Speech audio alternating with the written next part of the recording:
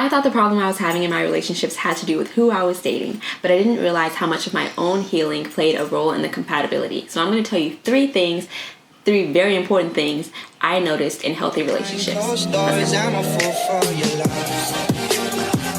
good. Alright, if you see me looking down, it's because I have some notes to make sure I stay on topic. So the first thing that you'll notice in a healthy relationship is that they do not fight. Now, this isn't to say that they don't have disagreements or arguments, but this is to say that when they have those disagreements, they understand that anger is just pain. Anger is just unresolved emotions. And once that pain or unresolved emotion is processed, it becomes peace. So instead of arguing with each other from a place of anger, they join together and fight the problem. So it's not them against each other, it's them against the problem. And they don't allow that anger, that disagreement to become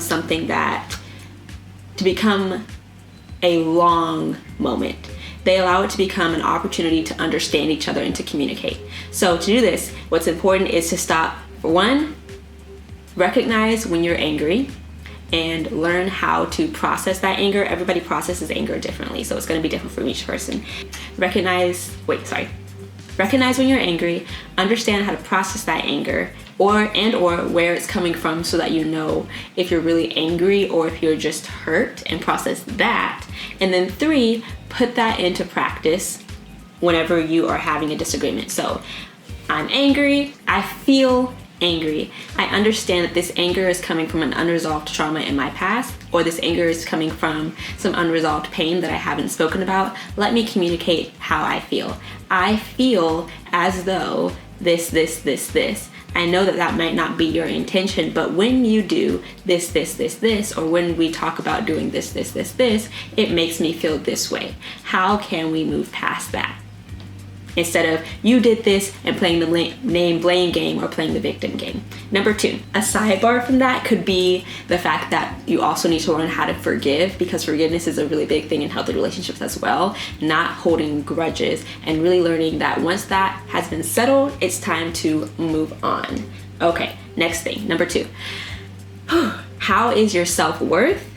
And do you act on it, or is it just something that is inside that you never express? Understanding your self-worth and what your boundaries are and what your morals are and what your expectations are in a relationship, especially if you're looking for a healthy relationship, is extremely important. Because if you don't know what those boundaries are, how to express them and how to stand on them, you're going to build a level of resentment towards your partner, and that is going to come forward in your arguments, because there's going to be more anger than what is expected for whatever you're arguing about, and then there's also going to be more unsettled energy in your relationship. There's going to be more of a feeling of being unpleased, unsatisfied, and it might not be because of the big ticket items, but because of all of these little items that you haven't spoken on, because you don't know how to express your self-worth, your boundaries.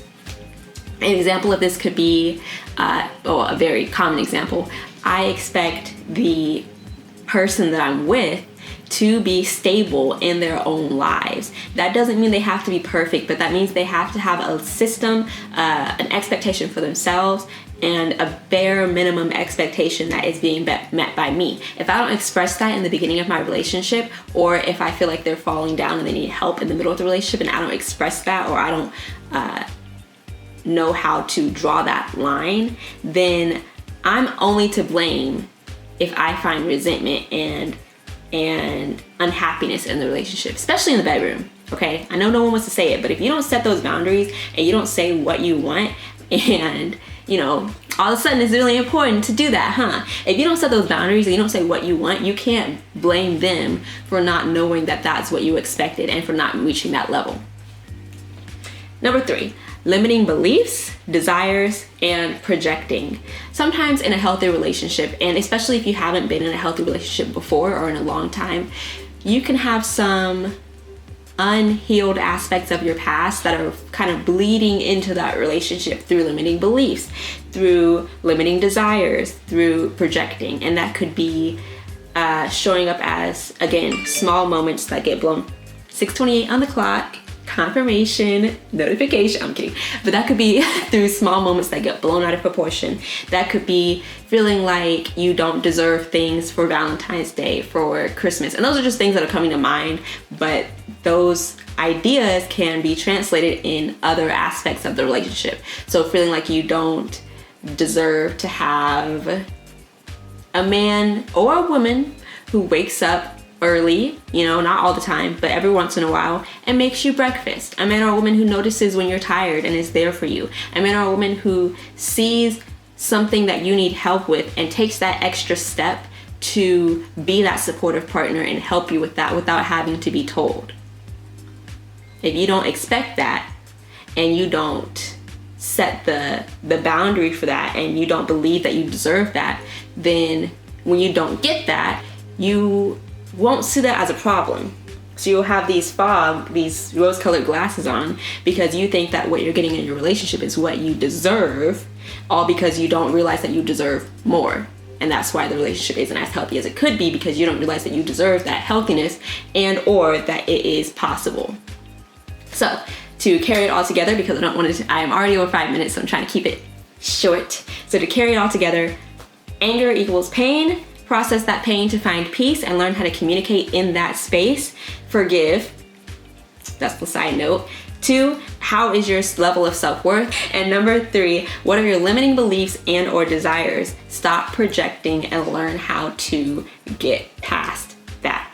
Work on yourself means working on your relationship, or working on yourself equals a healthier relationship, which equals peace and love and babies. Okay, bye. That was such a clean video.